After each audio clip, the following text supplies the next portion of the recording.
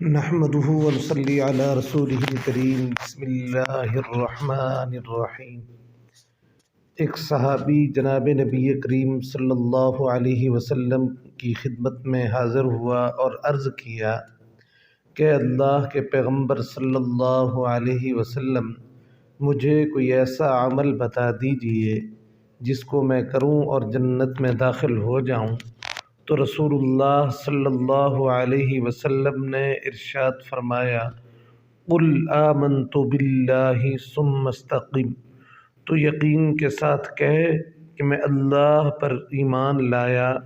اور پھر اس کے اوپر استقامت اختیار کر۔ اور تم لوگ جانتے ہو یقین کیا ہے، تب بھی آگے بڑھنا، جب زندگی تھکا کر گرا دے تب مسکرانا، جب مسکرانے کی کوئی وجہ نہ ملے، اور کہنا کہ اللہ تو راضی ہے تو میں بھی راضی ہوں، اس چیز کے لیے ہاتھ اٹھانا اور گڑ گڑانا جس کا ملنا ناممکن ہو۔ یہ یقین کی وہ کیفیت ہے